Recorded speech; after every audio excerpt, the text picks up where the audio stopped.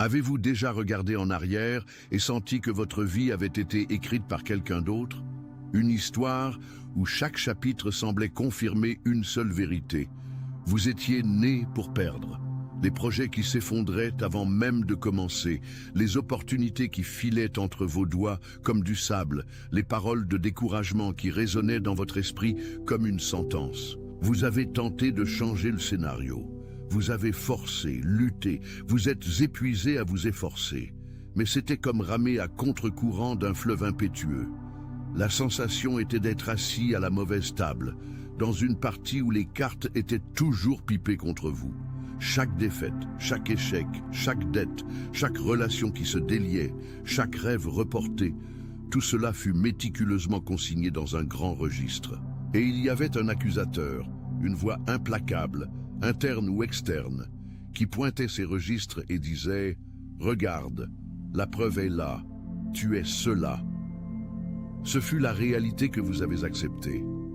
La table était colossale, imposante, et vous, du côté le plus faible, face à un récit d'échec qui semblait avoir une autorité divine, jusqu'à ce qu'il se passe quelque chose. Quelque chose qui ne fut pas une négociation, pas une supplique, pas un effort de votre part.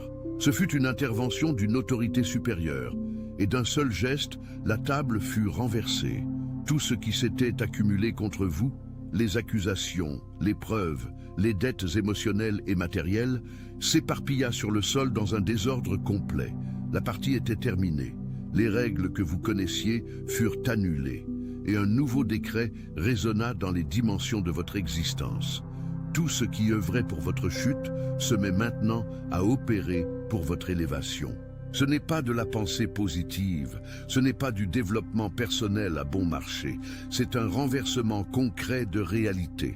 Et la première cible de ce retournement est précisément ce qui vous enchaîne le plus, la honte. Cette chose que vous cachez, cet épisode du passé qui fait brûler vos joues rien qu'en y pensant, ce choix que vous effaceriez si vous le pouviez.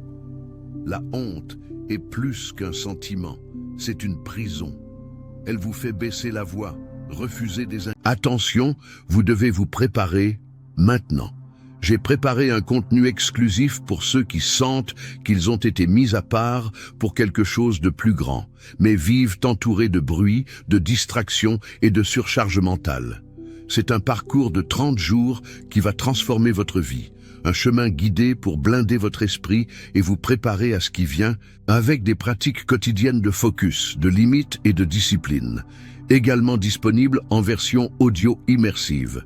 Plus de 10 000 lecteurs ont déjà transformé leur vie grâce au parcours de 30 jours. Des milliers de personnes ont déjà commencé cette transformation. Des gens comme vous, qui en avaient assez de vivre dans le brouillard. Des personnes ordinaires qui ont décidé de ne plus accepter le chaos mental. Profitez de cette offre à durée limitée, uniquement ce mois-ci.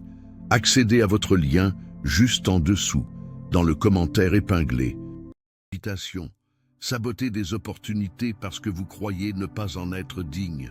La culpabilité que vous portez n'est pas seulement un poids sur vos épaules. C'est un filtre qui déforme votre vision du monde et la façon dont vous croyez que le monde vous voit. La spiritualité et la psychologie convergent ici. Les études sur le traumatisme émotionnel montrent que les souvenirs chargés de honte créent des schémas neuronaux d'autopunition. Votre cerveau, cherchant à vous protéger d'une nouvelle exposition, commence à éviter toute situation rappelant cette douleur originelle. Vous vous recroquevillez, vous vous cachez, vous acceptez moins. Et voilà le piège. Ce qui devait être un mécanisme de protection devient la cellule même. La prémisse de ce message apporte une vérité spirituelle profonde qui dialogue avec cette science. L'intervention divine ne vient pas simplement pour pardonner et oublier. Elle vient pour transformer. Le décret que la table a été renversée signifie que la source de votre honte est en train d'être redésignée. Ce qui vous a humilié, ce que vous avez tenté d'enterrer, est extrait du champ de la condamnation et transféré dans celui du témoignage. Imaginez des fondations pourries enlevées et, à leur place, une pierre angulaire solide et honorable posée. La double honneur promise est ceci. Vous ne serez pas seulement libéré du poids, mais l'histoire même qui était votre honte deviendra le fondement de votre crédibilité, de votre empathie, de votre autorité pour parler de restauration.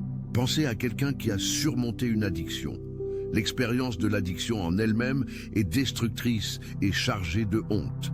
Mais, une fois transformée, elle devient le socle qui permet à cette personne d'aider d'autres à retrouver le chemin. La douleur, traitée et rachetée, génère un pouvoir de connexion inégalé. Il ne s'agit pas de glamouriser la souffrance, c'est reconnaître un principe spirituel de résurrection. Ce qui était destiné à vous tuer devient la preuve que vous vivez. Et lorsque vous arrêtez de cacher cette histoire, quelque chose de magique se produit. L'énergie mentale que vous dépensiez pour la maintenir cachée, pour gérer la peur d'être découvert, est libérée. Les neurosciences parlent de la charge cognitive du secret. Garder un secret honteux exige un effort mental constant, drainant des ressources qui pourraient être utilisées pour la créativité, la concentration et la projection. La libération de ce fardeau n'est pas métaphorique, elle est physiologique. La solution commence ici, au point le plus sensible. Au lieu de tenter d'effacer le passé, vous êtes invité à reconsidérer sa signification à la lumière du nouveau décret. La table a été renversée, la sentence a été annulée. Désormais, cette histoire n'est plus un dossier d'accusation dans les cieux, c'est un dossier de grâce. La première étape pratique est une révision intérieure. Prenez mentalement ce registre de honte et au lieu de le lire comme une liste d'erreurs, lisez-le comme une ébauche de témoignage. En quoi cette expérience vous a-t-elle rendu plus résilient? Comment vous a-t-elle donné du discernement pour éviter certains chemins? Comment peut-elle aujourd'hui vous permettre de tendre la main à quelqu'un qui se trouve dans le même lieu sombre où vous étiez? Ce n'est pas une tâche facile ou rapide. C'est un processus de réécriture intérieure, aligné avec la nouvelle narration décrétée. Et à mesure que vous faites cela, vous percevez que la culpabilité perd sa force. Elle ne disparaît pas du jour au lendemain, mais elle cesse d'être le metteur en scène de la pièce de votre vie.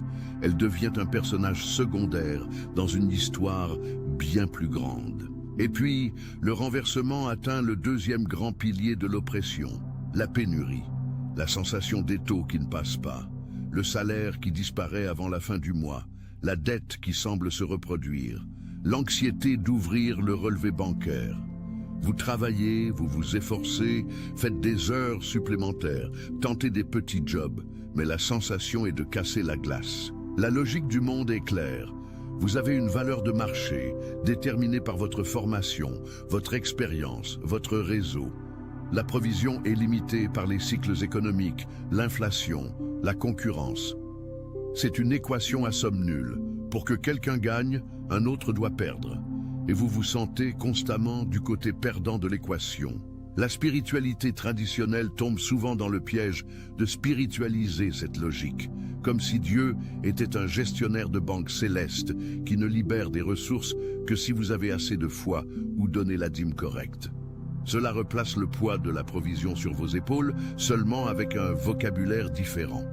La prémisse que nous recevons rompt radicalement avec cela. Elle dit que la provision divine ne suit pas la logique du marché ou de votre salaire. Elle coule selon une richesse inépuisable. Percevez la différence. Il ne s'agit pas de mériter plus, il s'agit que la source soit autre. La table du jeu de la pénurie a aussi été renversée. Les règles de l'offre et de la demande qui vous maintenaient dans un cycle de manque ont été discréditées. Cela a un parallèle scientifique intéressant dans la théorie de l'abondance versus la mentalité de pénurie. Des psychologues comme Eldar Shafir ont montré que l'inquiétude chronique du manque réduit drastiquement les capacités cognitives. L'esprit sous stress de pénurie se concentre tellement sur le problème immédiat qu'il perd la capacité de planifier à long terme, de voir des opportunités latérales, d'être créatif. C'est un cercle vicieux. Le manque génère un état d'esprit de manque, qui à son tour perpétue le manque. Le renversement spirituel brise ce cycle à la racine. Lorsque le décret déclare que des sources inattendues commenceront à s'ouvrir, il parle d'une reconfiguration de votre champ des possibles. Votre esprit, libéré de la panique de la pénurie, commence à opérer dans un état d'ouverture et de créativité accrue. Vous parvenez à voir des connexions auparavant cachées par le brouillard de l'anxiété. Une compétence oubliée devient un service valorisé. Une connaissance occasionnelle se transforme en un partenariat stratégique. Un remboursement inattendu, une idée simple qui résout un problème commun. Voilà les sources inattendues. Elles ont toujours été là, mais votre perception, accordée sur la fréquence du manque, ne les enregistrait pas. La solution pratique ici est un double mouvement. Intérioriser la nouvelle règle et agir à partir d'elle. Intérioriser signifie, quotidiennement, vous rappeler que vous n'êtes plus prisonnier de l'économie de l'ancienne table. Votre provision n'est pas limitée par votre historique financier ou votre poste actuel. Elle découle d'une source inépuisable de créativité, de connexion et d'opportunités. Cela apaise le système nerveux, réduit le cortisol. Et un esprit plus calme est un esprit plus capable d'identifier et de saisir les opportunités. Le second mouvement est l'action guidée par ce nouvel état d'esprit. Au lieu de courir après n'importe quelle source de revenus par désespoir, vous commencez à vous demander « Quel talent unique puis-je offrir au monde? Quel problème puis-je résoudre avec ce que j'ai déjà ?» Vous commencez à investir du temps, à cultiver vos compétences, à élargir vos connaissances, à construire des relations authentiques, non par calcul, mais par générosité. La prospérité dans cette nouvelle économie arrive souvent comme un sous-produit de l'alignement avec un dessein et non comme le fruit d'une obsession angoissée pour l'argent. Ce qui semblait perdu, temps, ressources, investissements infructueux, commence à vous être rendu sous des formes multipliées. Pas nécessairement en espèces sonnantes, mais en sagesse, en portes ouvertes, en paix pour gérer ce que l'on a. Le renversement de la table de la pénurie est, avant tout, une libération de la mentalité de pénurie. Mais il y a un troisième élément, peut-être le plus délicat, les adversaires. Nous ne parlons pas nécessairement de personnes avec cape et dague. Nous parlons de ces forces, circonstances ou même individus qui, consciemment ou inconsciemment, se sont positionnés contre votre progression. Des personnes qui ont répandu des rumeurs, qui ont souhaité votre échec, qui ont profité de votre vulnérabilité, qui ont placé des obstacles sur votre chemin par jalousie, compétition ou simple malveillance. La justice humaine est imparfaite. Souvent, ceux qui agissent de mauvaise foi s'en sortent indemnes, prospèrent, et vous restez avec un sentiment d'impuissance et de révolte. Garder cette rancœur est un poison. Préparer une vengeance, c'est descendre au même niveau et s'enchaîner encore plus à l'ancien jeu.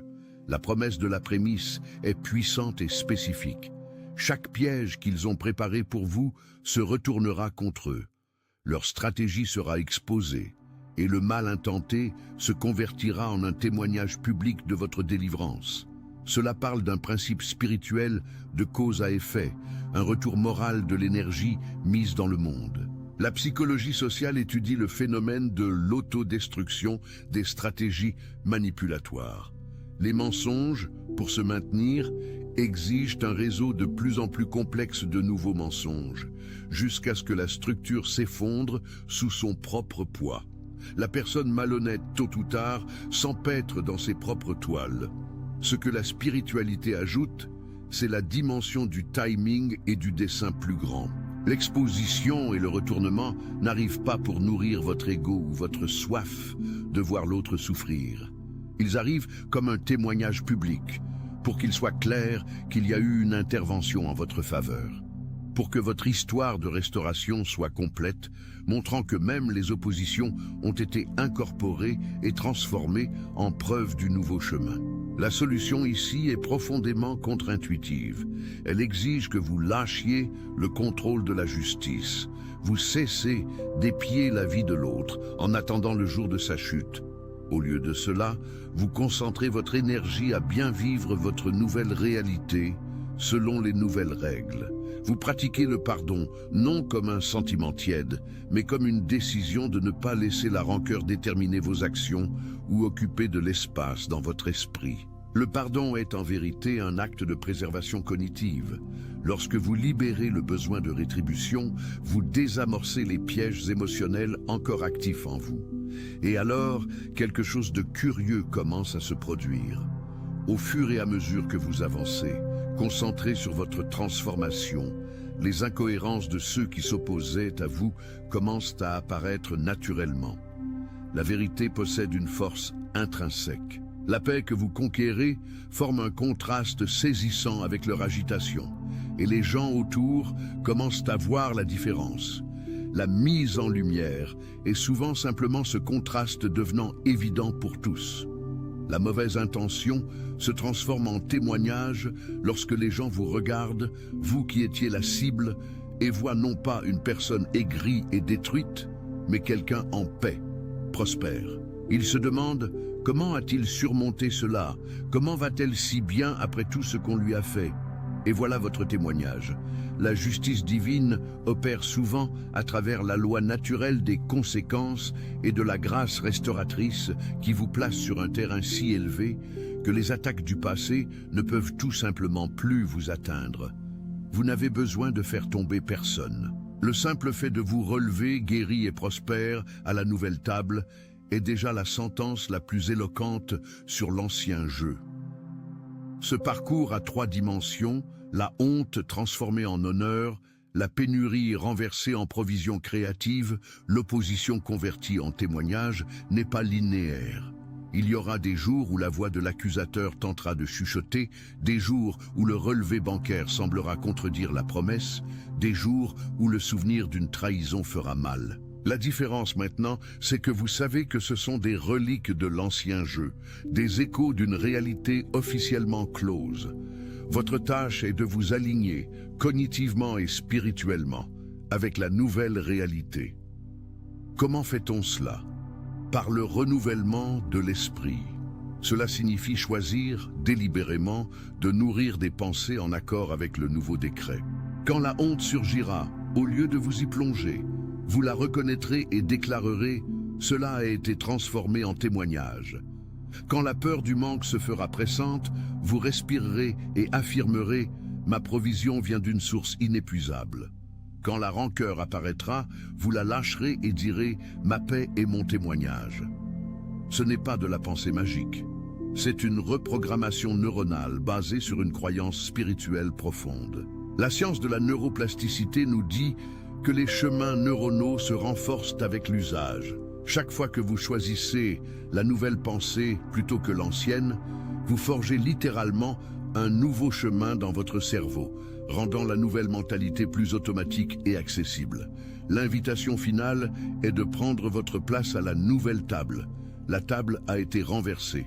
Le jeu est terminé. Vous n'avez plus à jouer avec les cartes truquées de la culpabilité, du manque et de la vengeance. Votre histoire passée, avec tous ces chapitres difficiles, est ramassée du sol du désordre et réorganisée comme les fondations de quelque chose de solide et d'honorable. Votre provision n'est plus limitée aux canaux évidents et usés. Vos anciennes batailles sont résolues par une justice supérieure qui transforme les pièges en marche. Vous avez été choisi non pour une vie facile, mais pour une vie rachetée, où tout ce qui a été utilisé contre vous se met à travailler en votre faveur.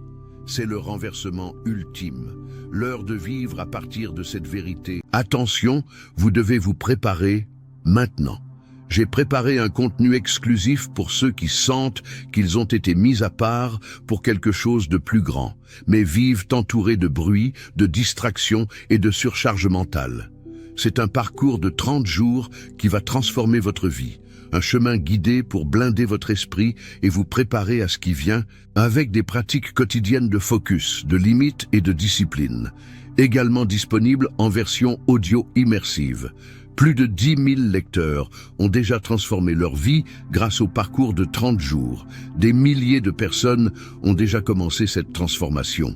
Des gens comme vous, qui en avaient assez de vivre dans le brouillard. Des personnes ordinaires qui ont décidé de ne plus accepter le chaos mental.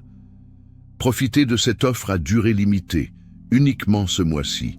Accédez à votre lien juste en dessous, dans le commentaire épinglé.